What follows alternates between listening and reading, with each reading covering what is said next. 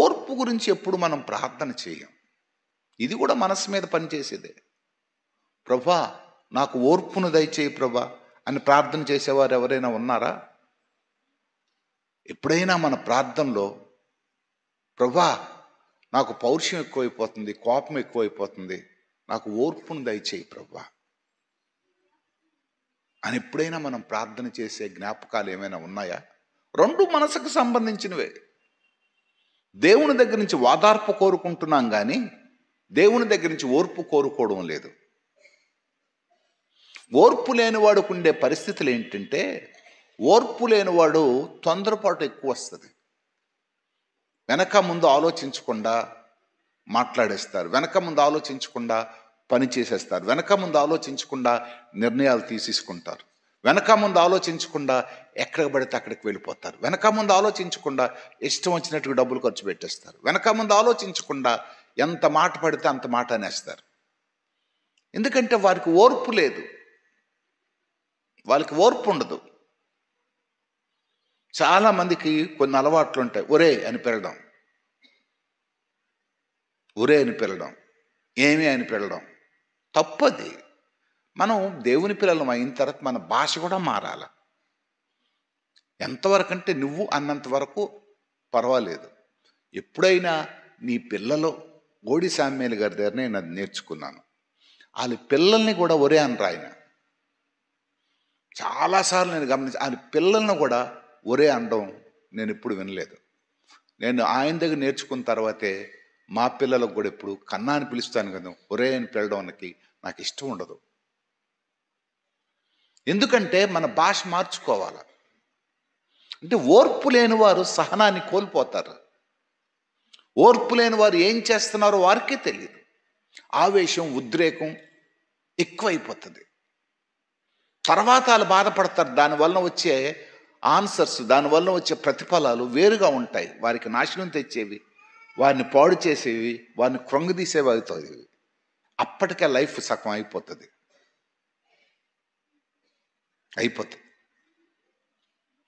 పిల్లరా, ఓదార్పు గురించి ప్రార్థన చేసిన వాళ్ళు ఓర్పు గురించి చాలామంది ప్రార్థన చేయరు.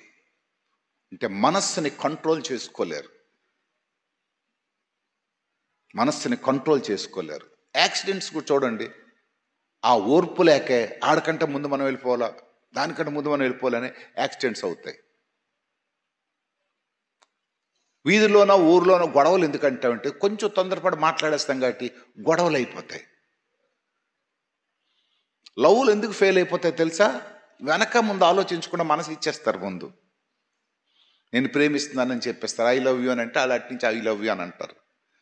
ఆ ప్రేమించక ముందు వాళ్ళ క్యాస్ట్ ఏంటి, మా ఇల్లు ఏంటి, వాళ్ళ ఇల్లు ఏంటి, యవనస్తులు వినాలా. ఒకవేళ ఒప్పుకుంటారా ఒప్పుకోరా, వాళ్ళు ప్రభువు బిడ్డ కాదా, నేను కలకాలం జీవించగలనా లేదా, వీళ్ళతో నేను పెళ్లి చేసుకుంటే నా జీవితం ఏమవుతుంది, నేను క్షేమంగా ఉండగలనా లేదా, కొంచెం ఆలోచిస్తే మంచి పాఠాలు నేర్చుకోవచ్చు. అలా కాకుండా ఎర్రగా బుర్రగా ఉన్నదనో, ఎర్రగా బుర్రగా ఉన్నాడనో, బాగా పాడతాడనో, గెంతుతాడనో, అరుస్తాడనో ఏదో చేసి జీవితంలో మనం తప్పిపోతుంటాం. ఓర్పు లేనితనం, దాన్ని బైబిల్లో చాలా రకాలుగా ఓర్పు ఉంటే ఎలాగుంటుంది, ఓర్పు లేకపోతే ఎలాగుంటుంది. ఈ ఓర్పు కొరకు చాలా మంచి లెసన్ బైబిల్లో ఉంది. యాకోబు రాసిన పత్రిక 5వ అధ్యాయం 7 నుంచి 11 వచనాలు చదవండి. సహోదరులారా, ప్రభువు రాకడ వరకు ఓపిక కలిగి ఉండుడి. ఓపిక అంటే ఓర్పు. చూడుడి, వ్యవసాయకుడు తొలకరి వర్షమును కడవరి వర్షమును సమకూడు వరకు విలువైన భూఫలము నిమిత్తము ఓపికతో కాచుకొనుచు దాని కొరకు కనిపెట్టును గదా. ప్రభువు రాక సమీపించుచున్నది గనుక మీరును ఓపిక కలిగియుండుడి, మీ హృదయములను స్థిరపరచుకొనుడి. సహోదరులారా, మీరు తీర్పు పొందకుండా నిమిత్తము ఒకని మీదనొకడు సనగకుడి. ఇదిగో న్యాయాధిపతి వాకిట నిలిచి ఉన్నాడు. పిల్లరా, ఓర్పు గురించి ఇక్కడ చాలా మాటలు రాశాడు. మీరు తీర్పు పొంద నిమిత్తము ఒకరినొకడు సనుక్కొనిడి, ఇది న్యాయాధిపతి వాకిట నిలిచి ఉన్నది. దానికి ముందు చాలా మాటలు రాశాడు. విత్తనం వేసిన తర్వాత మనిషి ఏం చేయాలట? పంట కొరకు ఎదురు చూడాల. అంటే విత్తనం వేయడం దేనికి వేస్తున్నాం మనం? పంట రావాలనే కదా. విత్తనం వేయడం దేనికి వేస్తున్నాం అంటే పంట రావాలనే వేస్తున్నాం విత్తనం. చాలామంది విత్తనం వేసి పంట గురించి ఎదురు చూడకుండా దాన్ని విడిచిపెట్టేస్తారు. అది పండదు, అది ఎండిపోతుంది, అది వాడిపోతుంది, నీ విత్తనం వేస్ట్ అయిపోద్ది. తొలకరి వాన కురుస్తుందట, కడవరి వాన కురుస్తుందట. అంటే ఈ రెండు కావాలి దానికి. తొలకరి వాన గురించి ఆలోచించి కడవరి వాన గురించి మర్చిపోకూడదు. దాన్ని సంరక్షించకపోతే ప్రతిఫలం నీకు రాదు. విశ్వాస జీవిత యాత్రలో, విశ్వాస ప్రయాణంలో మనం వెళుతుండగా కొన్నిసార్లు మన జీవితాల్లో కొన్ని మనం సహించలేనివి, మనం ఓర్చుకోలేనివి జరుగుతుంటాయి. ఈ జరిగినప్పుడు ఓర్పు లేకపోతే, నిరీక్షణ లేకపోతే, ఎదురు చూడకపోతే దేవుడిచ్చే వాగ్దానాలు మనము పొందుకోలేం. గతసారి మనం చూసాం ఏంటది? గత వారం ఏం చూసాం మనం? అసూయ ద్వారా మనం చాలా పోగొట్టుకుంటున్నాం. ఈరోజు ఓర్పు లేని స్థితి ద్వారా కూడా చాలా పోగొట్టుకుంటున్నాం. మనకు వచ్చే ఆశీర్వాదాలని పోగొట్టుకోవడానికి ఇవన్నీ చిన్న చిన్న మాటలే. వ్యభిచారం చేయవసరం లేదు, దొంగతనం చేయవసరం లేదు, మోసం లేదు, ఎవరినైనా చంపే అవసరం లేదు. ఇవి నీ మనస్సులో ఉండేవి నువ్వు కంట్రోల్ చేసుకోకుండా ఉండిపోతే దీని ద్వారా కూడా నీ ఆశీర్వాదాలు నీకు పోతాయి, నీ ఆశీర్వాదాలు నీకు రావు. సరే, ఎలాగండి ఓర్చుకోవడం? ఒకరోజు ఓర్చుకోగలం, రెండో రోజు ఓర్చుకోగలం. ఈ తాగుబోతు భర్త రోజు కొడుతుంటే ఎలా ఓర్చుకోగలమండి? ఈ తిరుగుబోతు భార్య రోజు నా మీద తిరగబడుతుంటే ఎలా ఓర్చుకోగలమండి? ఎలాగ ఓర్చుకోవాలో దేవుడు చెప్పలేదు, కానీ అంటున్నాడు తిరిగి, దీనికి ఒక ప్రతిఫలం ఉంది, దీనికి ఒక ప్రతిఫలం ఉంది. ఎందుకు ఓర్చుకోవాలి తెలుసా? దీనికి ఒక బహుమానం ఉంది. నువ్వు ఓర్చుకుంటేనే ఈ బహుమానం పొందగలవు. నువ్వు ఓర్చుకుంటేనే ఈ ఆశీర్వాదం నీ చెంతడవుతుంది. నువ్వు ఓర్చుకుంటేనే ఈ అభివృద్ధి నీ దగ్గరికి వస్తుంది. మన పితరుడైన అబ్రహాముతో ఒక నిబంధన మాత్రమే చేశాడు ఆయన. అబ్రహాము, నన్ను ఆశీర్వదిస్తాను అన్నాడు. ఇది నిబంధన మాట చెప్పాడు. అబ్రహాము విధేయత చూపించాడు.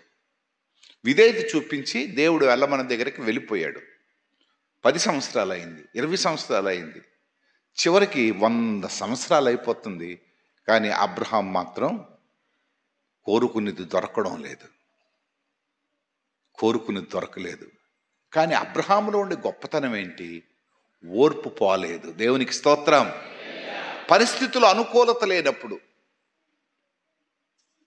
ఒక విధంగా తన స్థితిగతులు తను పొందుకోబోయే ఆశీర్వాదానికి ఏమాత్రం కూడా సహకరించినప్పుడు, తన భార్య తనకు సహకరించినప్పుడు, అన్నీ కూడా వ్యతిరేకించినప్పుడు కూడా తను ఓర్పుతోనే ఎదురు చూస్తున్నాడు. తన ఓర్పే తనకి ఈరోజు చరిత్రకారుడిగా చేసింది. దేవునికి స్తోత్రం. తన ఓర్పే తనకి చరిత్రకారుడిగా చేసింది. నిరాశలో ఉండే తనను ఎంతోమంది ఈరోజు మీలో కొంతమంది క్రైస్తవులకి అంటుంటారు, నువ్వు ప్రభువుని నమ్ముకున్నావు కదా, నీకు అవ్వలేదేంటి? ఇంకా మీ దేవుడు చేయడా? మరి వాళ్ళ దేవుడు కూడా ఉన్నాడు కదా, వాళ్ళు పిలిచే దేవుడు కూడా వాళ్ళకి ఉన్నాడు కదా, మరి వాళ్ళ దేవుడు చేతకన్నాడా? అంటే మనని ఆ సహనాన్ని కోల్పోయే పరిస్థితులు మనతో మాట్లాడడానికి దుష్టుడు వారిని ప్రేరేపిస్తుంటాడు.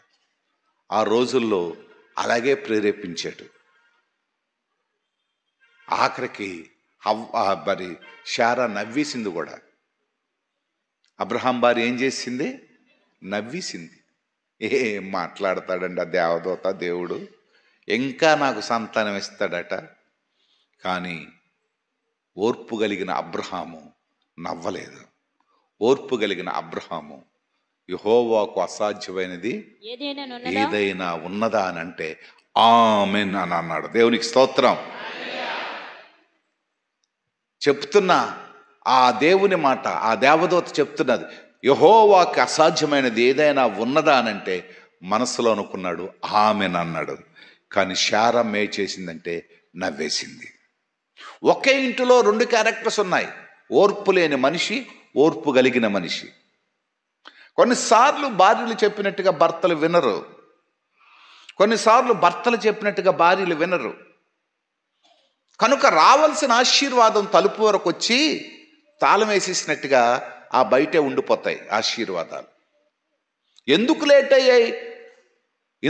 అయ్యాయి అంటే ఈ శారా చేసిన పొరపాటు ఏంటంటే హాగర్ అనే అమ్మాయిని అబ్రహాంకి సెట్ చేసేస్తుంది. ఏం చేసింది? సెట్ చేసింది. అయ్యా నేను ఇంక ముసలైపోయాను కనుక ఈవిడితో పో, ఏడో బిడ్డనిస్తాడు అంటే తన ఉద్దేశంలో దేవుడు చేతకానివాడు, దేవుడు మాట ఇచ్చి తప్పిపోతాడు, దేవుడు చేయగలననే దేవుడు చేతకానివాడైపోయాడు. కనుక నువ్వు ఈ పని చేయి. ఎంత మగోడైనా సరే ఆడదాయి చెప్పినట్టుగా వింటాడు, కానీ మగోడు చెప్పినట్టుగా ఆడదాయి వింటదో లేదో అది మీకు తెలుసు, అందరికీ తెలుసు. కొంతమంది వింటారులేండి, కొంతమంది వింటారు, కొంతమంది వినకపోవచ్చు. కనుక ఆయన ఏం చేశాడంటే వెనక ముందు ఆలోచించకుండా వెళ్ళిపోయాడు. చూశారు అక్కడ ఎంత గమ్మత్తో, ఆవిడికి పిల్లలు పుట్టారు. మళ్ళా వాగ్దానం చేసిన శారాకు పిల్లలు పుట్టలేదు, కానీ ఎటువంటి మాటలో వాగ్దానం లేనా ఆ అమ్మాయికి మాత్రం ఏం పుట్టారు? పిల్లలు పుట్టారు. అప్పుడు ఏమనుకొని ఉండాలి అసలుకి మనుషులు? దేవుని వాగ్దానం ఏంటి ఇలాగ మారిపోయింది? ఒకవేళ మనం తెలివైన వాళ్ళం కదా, మనం తెలివితేటలు కలిగిన వాళ్ళం కనుక బైబిల్ మనం చదువుతుంటే మనమేమనుకుంటా, సర్లే దేవుడు అలాగిస్తానన్నాడు కనుక ఇలాగిచ్చాడులే అని అనుకుంటాం. తప్పు. దేవుడు ఇస్తానన్నట్టుగా ఇస్తాడు కానీ నీ కొరకు నా కొరకు ఆయన ప్లాన్స్ మార్చాడు.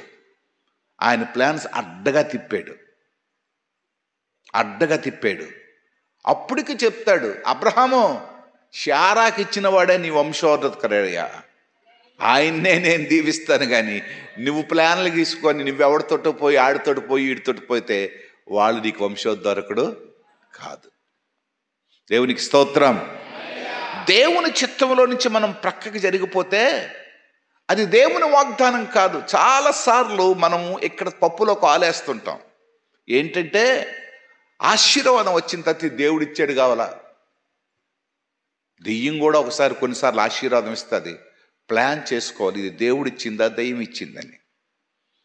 నీది కాంతి నీ భర్త ఒక 20 లక్షలు తెచ్చాడు అనుకో, ఎక్కడి నుంచి తెచ్చావని అడగాలి ముందు.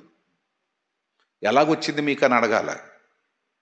ఒకవేళ తప్పుడు మార్గంలో వస్తే ఏంటండి, దీనివల్ల మన కుటుంబానికి నాశనం కదండి, దీనివల్ల మనకి శాపం వస్తుంది కదండి అని చెప్పి హెచ్చరించాలి.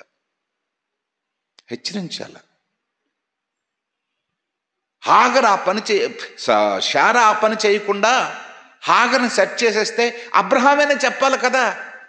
అబ్రహాం ఏం చెప్పాలంటే, అమ్మా శారా ఇది తప్పు అమ్మాయి, ఆవిడ ఐగుప్తు దేశానికి చెందిందాయి, మనం ఇశ్రాయేలీయుల ప్రజలం, మనకి ఆవిడకి సంబంధం ఏంటి?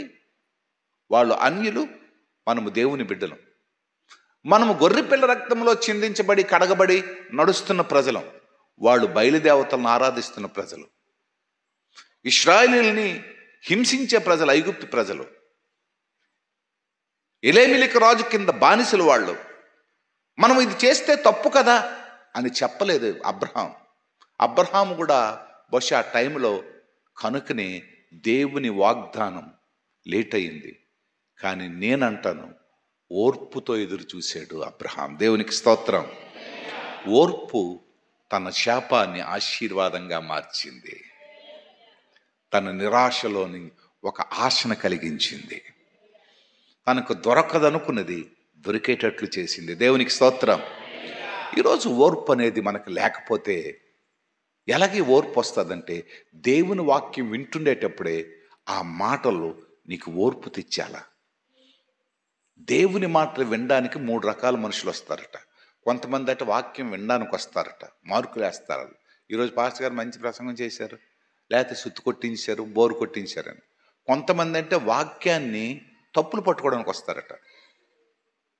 తప్పులు పట్టుకోవడం అంటే అలాగే చెప్తారులేండి, చెప్పింది ఒకటి చేసింది ఒకటి, ఇదొక బ్యాచ్ ఉంటుంది.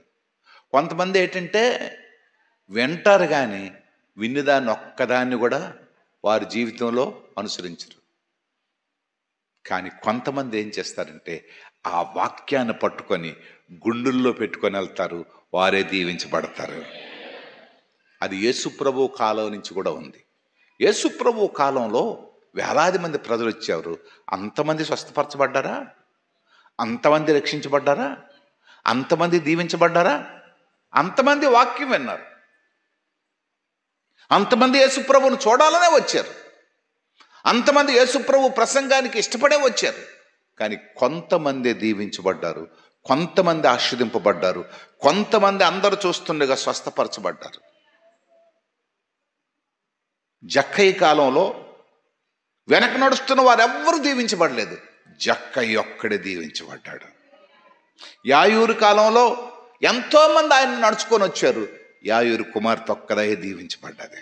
నేను ఎందుకు ఈ మాటలు చెప్తున్నా అంటే ఆనాడు నుంచి ఈనాటి వరకు కూడా సంఘ చరిత్రలో జరుగుతున్నవి ఏంటంటే ఇంతమంది వచ్చిన ప్రజలు వాక్యాన్ని వింటున్నారు, విడిచిపెట్టేస్తున్నారు. మరికొంతమంది ఏమనుకుంటారంటే మంచి దెబ్బ కొట్టాడండి, ఇది ఆయనకేనండి వాక్యం, ఇది ఆవిడికేనండి వాక్యం. దేవుడు ఆయనకి నీకు చెప్పడానికి కాదు, దేవుడు నీతో మాట్లాడడానికే నిన్ను ఇక్కడ కూర్చుని పెట్టాడు, నిన్ను దర్శించడానికే దేవుడు ఇక్కడ కూర్చుని పెట్టాడు. ఓర్పు అనేది నీకు ఆశీర్వాదాన్ని తెస్తుంది. అబ్రహాము జీవితంలో ఓర్పు ఆశీర్వాదాన్ని తెచ్చింది.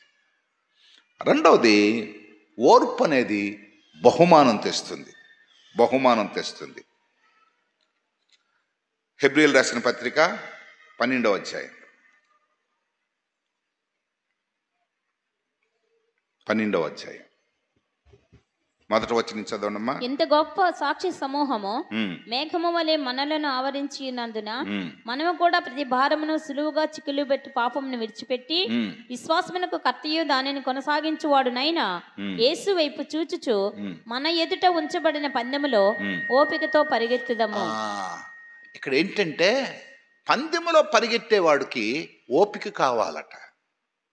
అంటే అర్థం ఏంటంటే పందెములో పరిగెత్తేవాడు ఓడిపోతుండనట, అలిసిపోతుంటాడు, కొన్నిసార్లు పడిపోతుంటాడు, కొన్నిసార్లు ఆగిపోతే మంచిదని అనుకుంటాడు. ఆ మీద రాశాడు ఇంత గొప్ప సాక్షి సమూహము. అంటే సంఘం అనేది ఒక సాక్షి సమూహము లాంటిది. సంఘం అనేది అనేక మంది ప్రజలతో కూడేది. ఈ సంఘములో విశ్వాస యాత్రలో ప్రయాణం చేస్తున్న మనం ఒక నావికులు లాంటివాడు. నావికులమైన మనం ప్రయాణాలు చేస్తుండేటప్పుడు మనకొక గమ్యం ఉంది, మనకొక పందెం ఉంది. ఆ పందెములో బహుమానం పొందడానికే మనం ముందుకెళ్ళాలి, ఓడిపోవడానికి మనం ముందుకెళ్ళకూడదు. మనం ఏం చేయాలట? బహుమానం పొందడానికే. ఈ బహుమానం పొందకుండా శత్రువు ఏం చేస్తుందంటే నిన్ను ఓడగొట్టడానికి చాలాసార్లు చాలా వీక్నెస్ ఉపయోగిస్తుంది. నీకు చాలా వీక్నెస్ ఉపయోగిస్తుంది. నువ్వు ముందుకు సాగిపోకుండా అలసట ఉపయోగిస్తుంది. నువ్వు ముందుకు సాగకుండా ఏవో నిశ్శబ్దంగా ఉండే నీ చెవిటికి చెత్త ఆగిపో, నువ్వు ఓడిపోతావు, ఆగిపో, నువ్వు ఓడిపోతావు అని డిస్కరేజ్మెంట్ చేస్తుంది. కానీ అక్కడ అంటున్నాడు విశ్వాసమునకు కర్తయు దాని కొనసాగించువాడునైనా యేసు వైపు చూచుచు. కనుక ఈ ఈ పరిస్థితులన్నిటిని దాటుకొని నువ్వు చూడవలసింది ఎవరి వైపు అంటే విశ్వాసమునకు కర్త అయిన యేసు వైపు చూస్తే పందెపు రంగంలో నువ్వు జయం పొందుతావు. దేవునికి స్తుతి కలుగును గాక. హల్లెలూయా. చేతులు లాగడం లేదు, మెల్లగా చెప్తున్నారు. డల్లగా ఉందనిపిస్తుంది నాకు. మీరు డల్లగా ఉన్నారో తెలీదు, వాక్యం డల్లగా ఉందో లేదో నాకు అర్థం కావడం లేదు. కనుక ప్రియులారా, నీకు బహుమానం కొరకు నీకు ఓపిక కావాలా? మొట్టమొదటి దేని కొరకు కావాలన్నాను? దేవుని ఆశీర్వాదాలను అందుకోవడానికి నీకు ఓపికతో చూడాలా. రెండోది, దేవుడిచ్చు బహుమానం కొరకు. ఏంట బహుమానం? బహుమానం అంటే ఇక్కడ బైబిల్లో చాలా బహుమానాలు ఉన్నాయి. ఉద్యోగం లేని వాడికి బహుమానం ఏంటి? ఉద్యోగం. పిల్లలు లేని వాళ్ళకి బహుమానం ఏంటి? పిల్లలు. ఇల్లు లేని వాడికి బహుమానం ఏంటి? ఇల్లు. పెళ్లి లేని వాళ్ళకి బహుమానం ఏంటి? పెళ్ళి. ఓపికతో ఎదురుచూడు. ఈ బహుమానం ఈ సంవత్సరం పూర్తయిపోతుంది. బహుశా ఈ సంవత్సరంలో దొరుకుతుందో నెక్స్ట్ ఇయర్లో దొరుకుతుందో నేనైతే చెప్పలేను, కానీ ఓపికతో ఎదురు చూచిన వాడికి ఏదో ఒక రోజు దొరుకుతుంది. దేవునికి స్తోత్రం.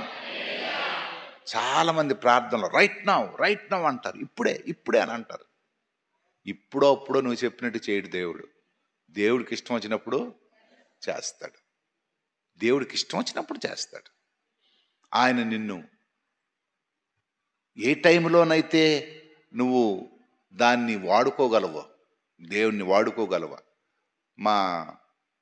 రాత్రి మేము ప్రయాణమై వస్తుంటే మా వచ్చామో మా ప్రవీణ్ దగ్గరికి వెళ్ళి స్టీరింగ్ తిప్పేస్తుందని ఆ సీట్లో కూర్చుని పెట్టామనుకోండి, అప్పుడు మేమేటవుతాం? పరలోకమే ప్రియులారా, పురమిది కాదు ఇప్పుడు. అప్పుడు నేను, అమ్మగారు, డాలి అందరం మీదకి వెళ్ళిపోతాం. యువ కూడా వెళ్ళిపోద్ది. ఎందుకు? చిన్నపిల్ల. తనకి కారు ఇవ్వచ్చు. ఏ కారు ఇవ్వాలా? ప్లాస్టిక్ కారు ఇవ్వాలా. చాలాసార్లు తల్లిదండ్రులు కూడా వయసుకి మించి కొన్నిసార్లు ఇచ్చేస్తుంటారు పిల్లలకి. తెలివి తక్కువ పనులు. లైసెన్స్ లేకుండా మోటార్ సైకిల్ ఇచ్చేస్తారు. అది గుద్దిందనుకోండి, అప్పుడు కేసు అలాగ ఉండదు. వీపు వాసిపోద్ది. తల్లిదండ్రులు పోలీస్ కేసు పడిపోతారు. వీడు అరెస్ట్ అయిపోతాడు. మీ పిల్లలకి మోటార్ సైకిల్ ఇవ్వకముందే ఆడికి లైసెన్స్ ఉందో లేదో ఖచ్చితంగా చూసి ఇవ్వాలా. ఏ వయసు వరకు, ఏ టైం వరకు? పిల్లల చాలాసార్లు మనం చేసే పొరపాటులు మనకి శాపగ్రస్తం అయిపోతాయి.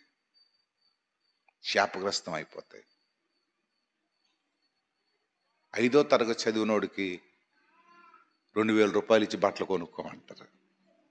5వ తరగతి చదివినోడు 2000 రూపాయల బట్టల. నీకు డబ్బు ఉండొచ్చు, కాదన్నాను నేను.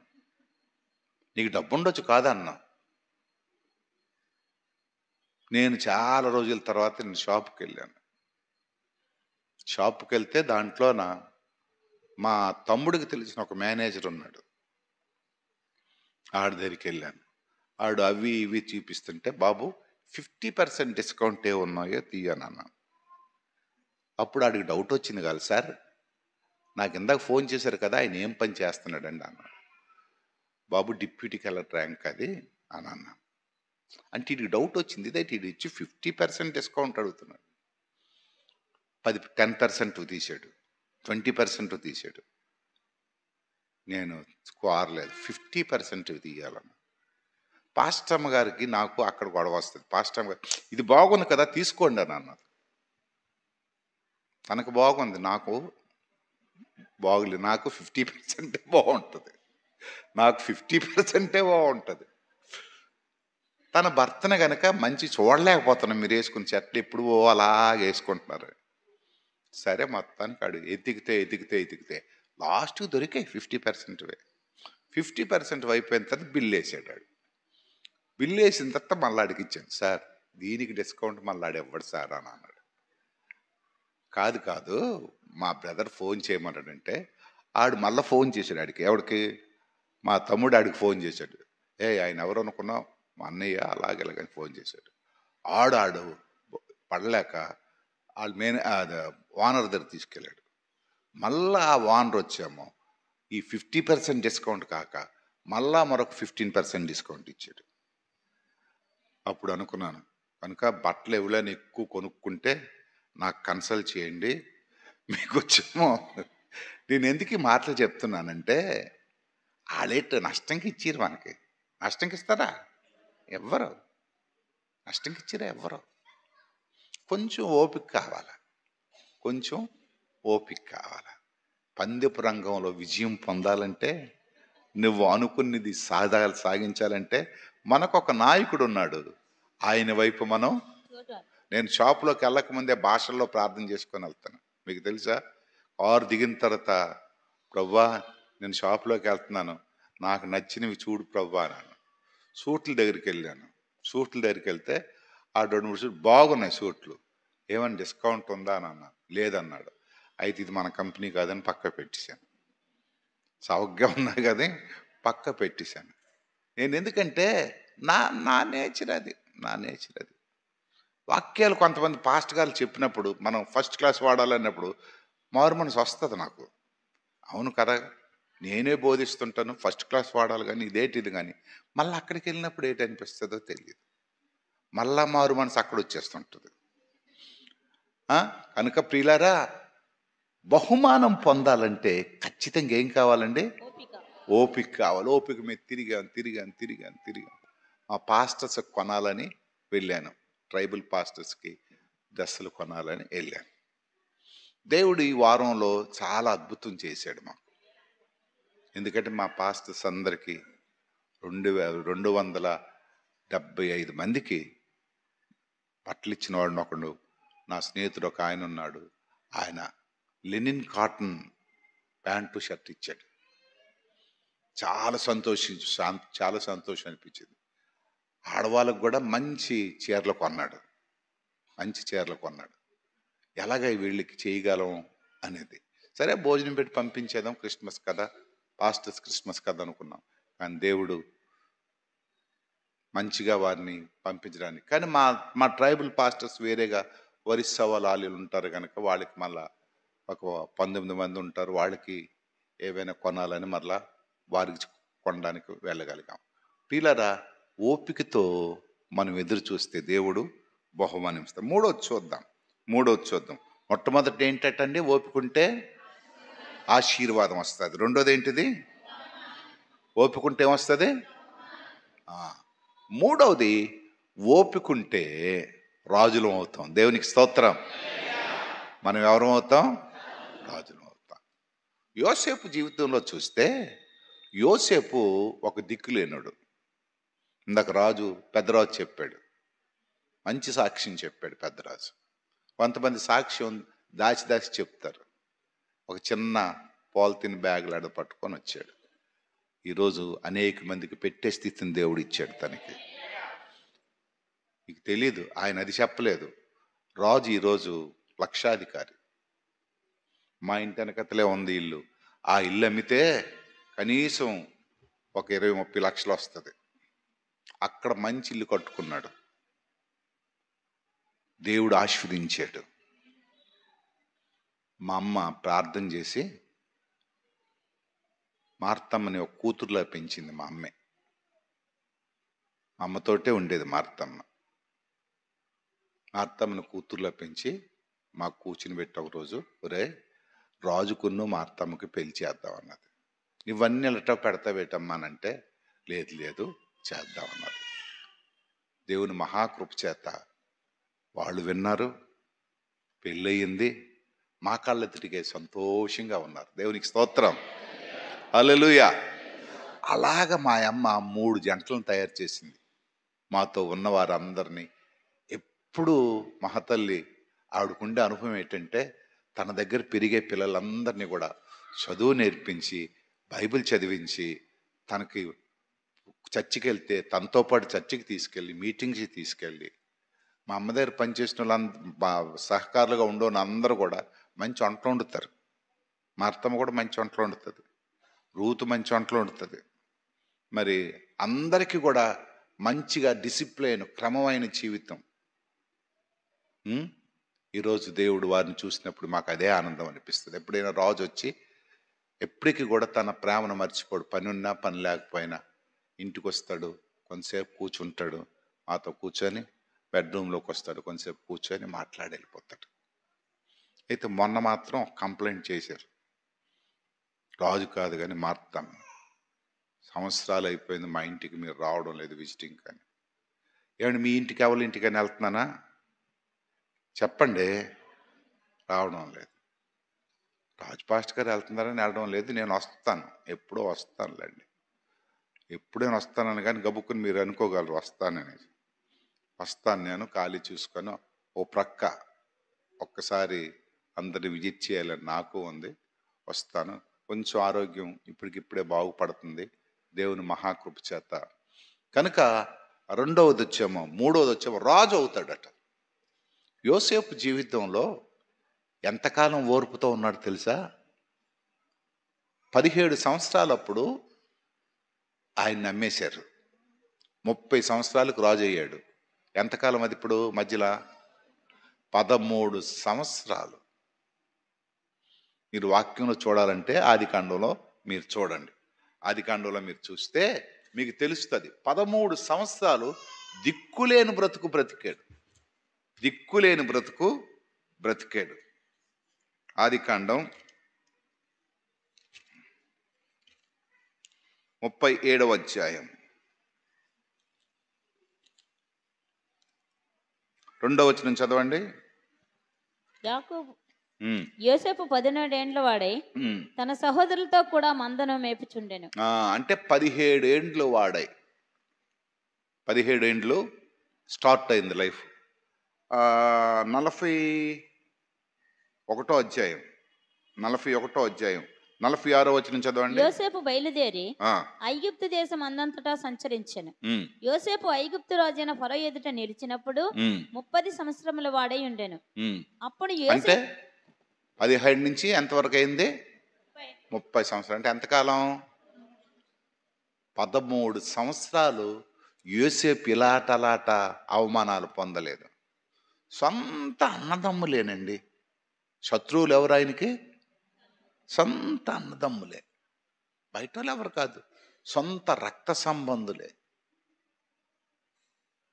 మరొకటి, అది తెంచుకొని ముందుకెళ్ళాడంటే ఎవరింట్లో పని చేస్తున్నాడో ఆవిడి చెయ్యిన నేరానికి శిక్ష వేసింది. అది పెంచుకొని జైలుకి వెళ్ళాడు. జైలుకి వెళ్ళిన తర్వాత ఆయన ద్వారా మేలు పొందినవాడు బయటకు వచ్చి ఆయన్నే మర్చిపోయాడు. అంటే ఎక్కడ కూడా తనకి జయం పొందడానికి అవకాశం లేదు. కానీ ఓర్పుతో కనిపెడుతున్నాడు. ఏదో ఒకరోజు నేను చూచిన దర్శనం తప్పకుండా నెరవేరుతుంది. దేవునికి స్తోత్రం.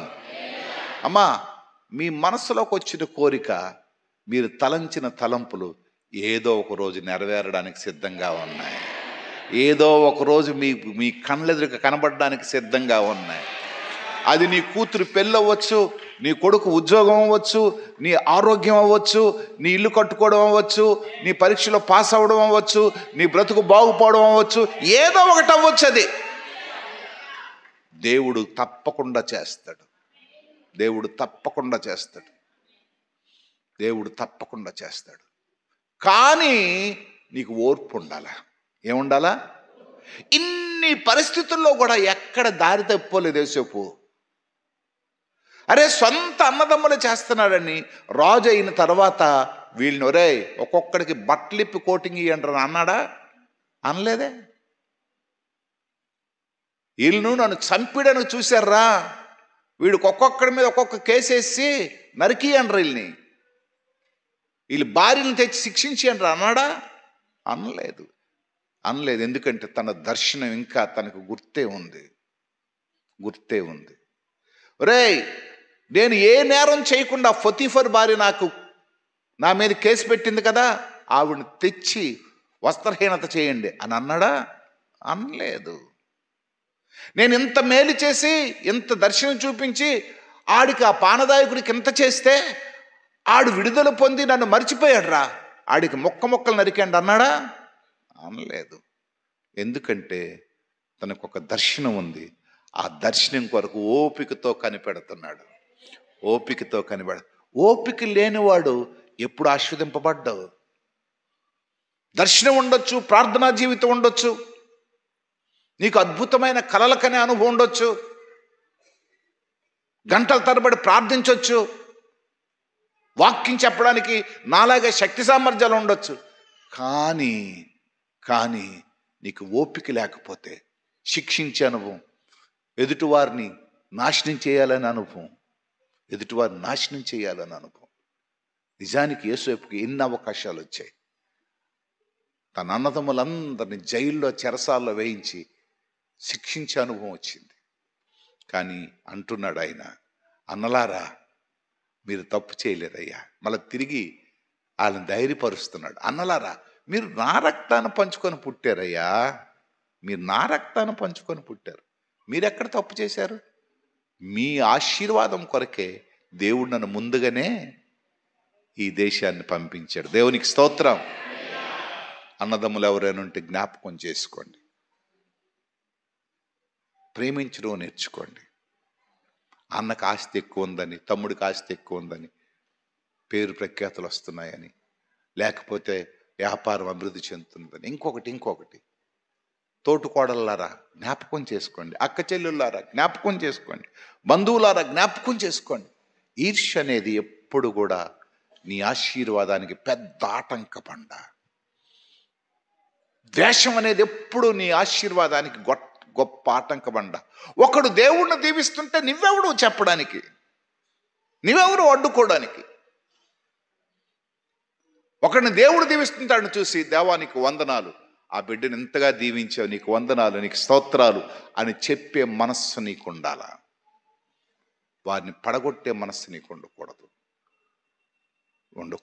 యోసేపుకి అంత చక్కటి మనసు ఇచ్చాడు. అన్నలందరూ వెళ్ళి కాలు మీద పడిపోతే లేచి యోసేపు ఏడడం ప్రారంభించాడు.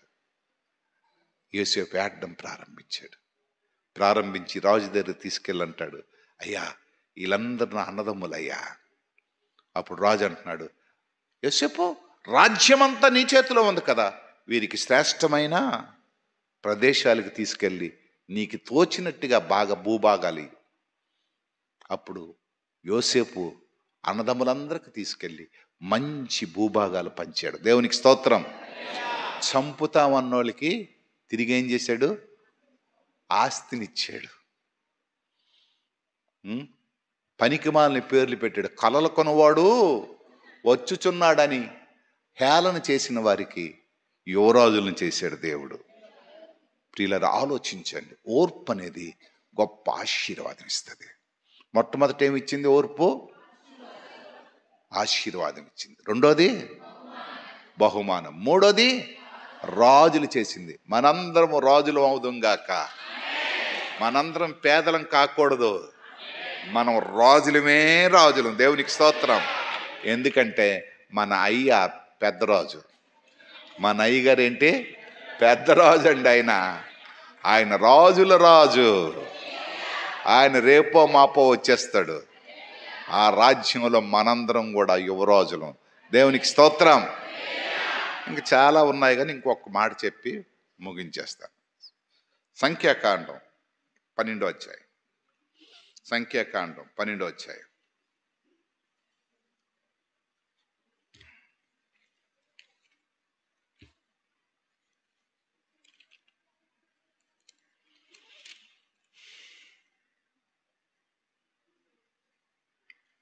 చదవమ్మా. మోషే కూషు దేశపు స్త్రీని పెండ్లి చేసుకుని ఉండెను గనుక అతడు పెండ్లి చేసుకున్న నా స్త్రీని బట్టి మిరియాము అహరోనులు అతనికి విరోధముగా మాట్లాడిరి. వారు మోషే చేత మాత్రమే యెహోవా పలికించినా ఆయన మా చేతను పలికింపలేదని చెప్పుకొనగా యెహోవా ఆ మాట వినెను. మోషే భూమి మీదనున్న వారందరిలో మిక్కిలి సాత్వికుడు. యెహోవా మీరు ముగ్గురు ప్రత్యక్షపు గుడారమునకు రండని హఠాత్తుగా మోషే అహరోను మిరియాములకు ఆజ్ఞనిచ్చెను. ఆ ముగ్గురు రాగా యెహోవా మేఘస్తంభములో దిగి ప్రత్యక్షపు గుడారం యొక్క ద్వారమునద్ద నిలిచి అహరోను మిరియాములను పిలిచెను. వారిద్దరూ రాగా ఆయన, నా మాటలు వినుడి, మీలో ప్రవక్త ఉండిన ఎడల యెహోవాను నేను దర్శనమిచ్చి అతడు నన్ను తెలుసుకొనున్నట్లు కలలో అతనితో మాట్లాడుదును. నా సేవకుడైన మోషే అట్టివాడు కాడు, అతడు నా ఇల్లంతటిలో నమ్మకమైనవాడు. నేను గూఢభావములతో కాదు, దర్శనమిచ్చి ముఖాముఖిగా అతనితో మాట్లాడుదును. అతడు యెహోవా స్వరూపమును నిదానించి చూచును. కాబట్టి నా సేవకుడైన మోషేకు విరోధముగా మాట్లాడుటకు మీరేలా భయపడలేదా? నేను యెహోవా కోపం వారి మీద రగులు కొనగా ఆయన వెళ్ళిపోయాను. మేఘమును ఆయన ప్రత్యక్షపు గుడారం మీద నుండి ఎత్తబడెను. అప్పుడు మిరియాము హిమము వంటి తెల్లని కుష్టుగలదాయను. నేను ఎందుకు ఈ మాటలు చదివించానంటే, మోషే మిక్కిలి సాత్వికుడు అంటే ఓర్పు కలిగిన వాడు. మోషే ఎవరటండి? ఓర్పు కలిగిన వాడు. మోషేకు పవర్ ఉంది. మోషే ఏది చెప్తే అదే శాసనం అక్కడ. కానీ మోషే ఇంట్లో ఇద్దరు తయారయ్యారు. ఎవరు? అహరోను. వీళ్ళు ఏటవుతారు ఆయనకి? అన్నయ్య. శత్రువులు బయట ఉంటే కష్టం, కానీ ఇంట్లోనుంటే అన్నయ్య, అక్క. వీళ్ళిద్దరూ ఏం చేశారంటే, మోషే ఒక అమ్మాయిని పెళ్లి చేసుకున్నాడు. పెళ్లి చేసుకోముందు ఏం చేయాలి వీళ్ళు? ఒరే తమ్ముడా, వద్దురా పెళ్లి చేసుకోవద్దు అని చెప్పాలా. పెళ్ళి అయిపోయిన తర్వాత పద్దులు ఎడుతున్నారు. నల్లడదాయి, ముక్కు బాగులేదు, మొహం బాగులేదు, తల బాగులేదు, బుర్ర బాగులేదు, బుర్ర మీద ఎంట్రుకలు లేవు, ఇవన్నీ చెప్తున్నాడు. ఇప్పుడు శ్యామలరావుకి బుర్ర మీద ఎంట్రుకలు లేవంటే ఊరుకుంటాడా? ఊరుకోడు. ఎందుకని పెళ్ళి అయిపోయింది, పిల్లలు పుట్టించారు. ఇప్పుడు నేను నల్లగున్నానంటే ఊరుకుంటానా? ఊరుకోను. ఎందుకంటే లైఫ్ అయిపోయింది. ఇంకా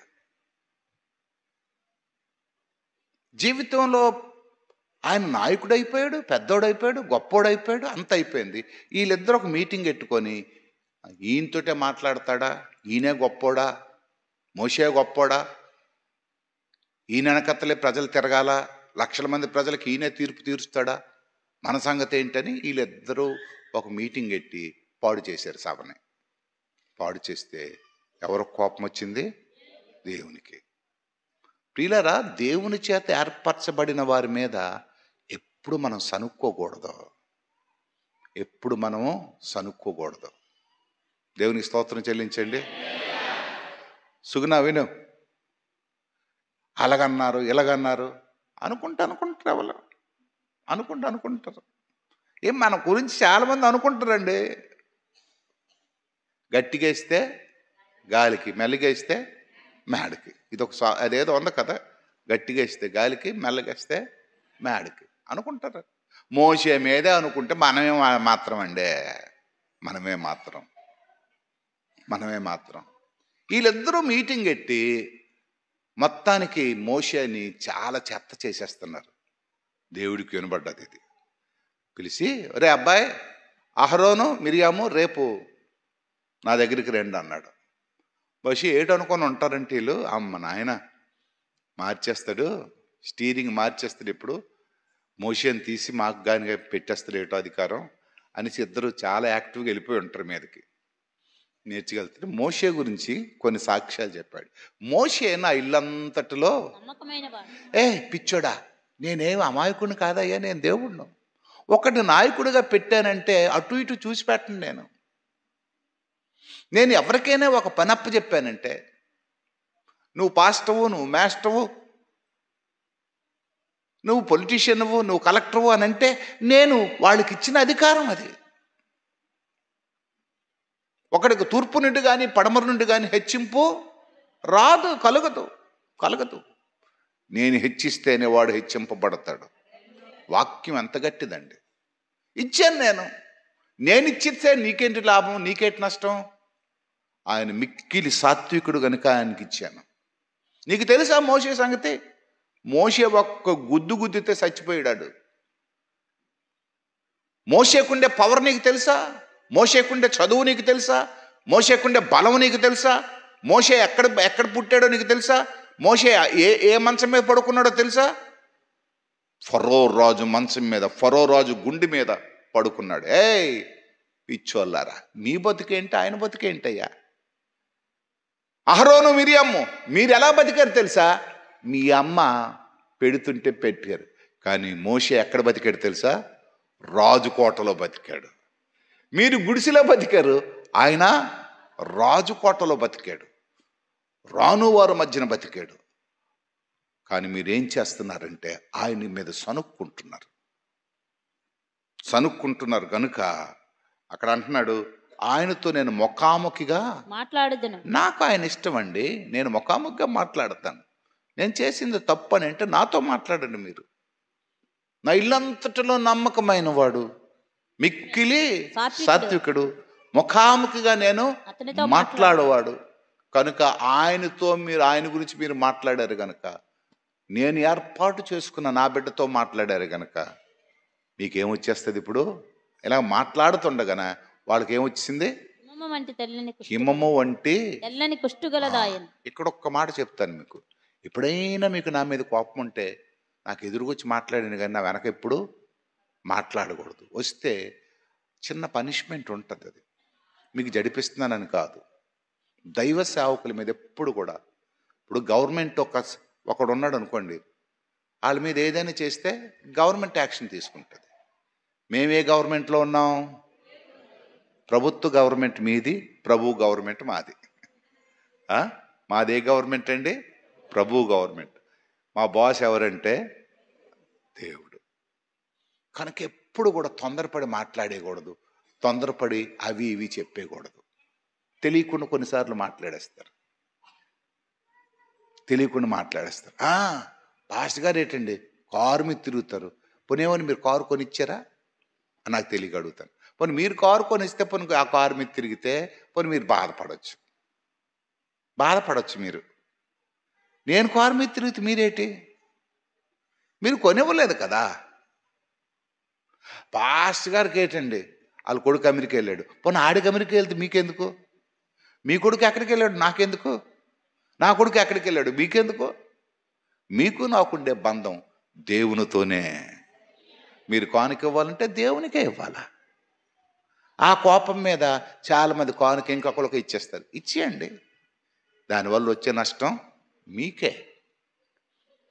మీరు దేవుని కానుక ఇవ్వకుండా మళ్ళీ అల్లా సంఘంకి ఇస్తాను అల్లా అక్కడికి, అది మీకే నష్టం, మీకే నష్టం, నాకు కాదు. నేను అలాగ అడగను కదా, మీరు ఎందుకు ఇవ్వడం లేదు, మీరు ఎందుకు ఇస్తున్నారని అడగను నేను. ఎక్కడ హోటల్లో టిఫిన్ చేస్తే అక్కడే బిల్లు కట్టాలి. కట్టకపోతే పిండి రుబ్బిస్తారు. ఈ పిండి రుబ్బించే పని నాది కాదు, మా బాస్ ఒకడు ఉన్నాడు మీద. ఆ బాస్ వచ్చాము ఏదో ఒక రోజు మీకు చేత పిండి రుబ్బిస్తాడు. నేను అప్పుడు ఏడు చెప్పినా, నేను రికమెండేషన్ చేసినా ఆయన ఊరుకోడు. ఆయన ప్రభుత్వం కదా. మోషే ఏమి చెప్పకుండా అహరోను మిరియాంకి సమస్యలు వచ్చేసాయి. మళ్ళా అది పోవడానికి మళ్ళా ఎవరు ప్రార్థన చేశారు?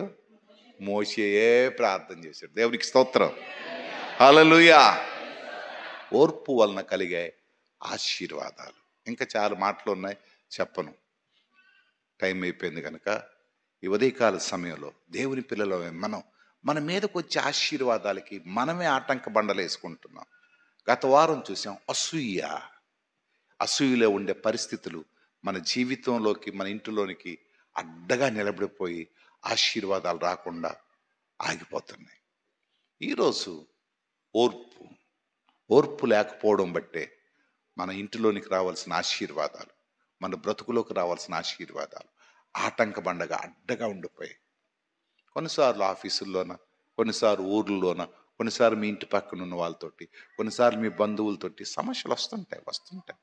రాకమానవండి, ఒక్కొక్కరికి ఒక్కొక్క సమస్య ఉంటుంది. కొన్నిసార్లు అమ్మ నాన్నల మధ్య, తల్లిదండ్రుల మధ్య, పిల్లల మధ్యన వస్తుంటాయి. కానీ ఓర్పు వహించు. ఆ సమస్యను సమాధానపరిచే దేవుడు.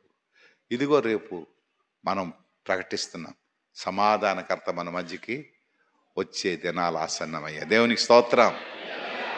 ఆయన శాంతిదూతగా, సమాధానకర్తగా మన మధ్యకు వస్తున్నాడు. ఆ సమాధానకర్త వచ్చి మనకి శాంతిని అనుగ్రహిస్తాడు, మన బ్రతుకులను బాగు చేస్తాడు. కనుక ఈరోజు ఆటంక బండగా ఉండే, నీ ఆశీర్వాదాలకు ఆటంక బండగా ఉండే ఆ దేవాది దేవుణ్ణి, మరి ఆ ఆశీర్వాదాలకు ఆటంక బండగా ఉండే వాటిని తొలగించి ఆ దేవాది దేవుడిని మరొకసారి మన జీవితాల్లోనికి ఆహ్వానిద్దాం. కళ్ళు మూసుకుందాం, ప్రార్థన చేద్దాం. అందరం కళ్ళు మూసుకుందాం.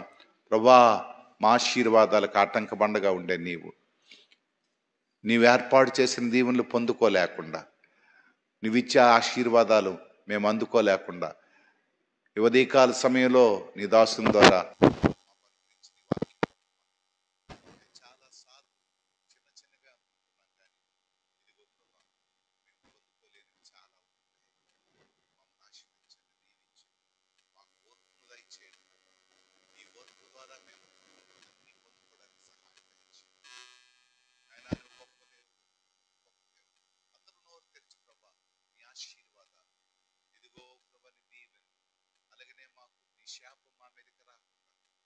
నీ కరుణ మా మీదకి రావడానికి సహాయం దయచేయండి. ఇదిగో ప్రభు ఆశీర్వాదాలు మా మీదకి రావడానికి సహాయం దయచేయండి.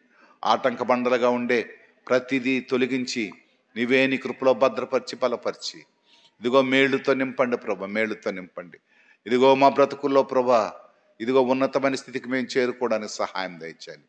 మా కొరతలన్నిటినీ కూడా మేము పొందుకునే వరకు, మా కొరతల్లో ఆశీర్వాదాన్ని పొందుకునే వరకు మాకు ఓర్పు దయచేయండి ప్రభా. యోసేపు 13 సంవత్సరాలు కనిపెట్టినట్టుగా ఇదిగో ప్రభా, శత్రువుని సైతము క్షమించే మనస్సు, శత్రువు సైతము ప్రేమించే మనస్సు మాకు దయచేయండి ప్రభా. మేము రాజులు మవడానికి నీ కృపను మాకు తోడుగా ఉంచండి అయ్యా. నీకే స్తోత్రాలు, నీకే స్తోత్రాలు, నీకే స్తోత్రాలు. నీ కృప కొరకు వందనాలు చెల్లిస్తున్నాను. ఇదిగో వాక్యాన్ని దీవించండి, వాక్యం అందరిలో ఫలింపు చేయండి. క్రీస్తు పేరట వేడుకొనుచున్నాము తండ్రి, ఆమేన్.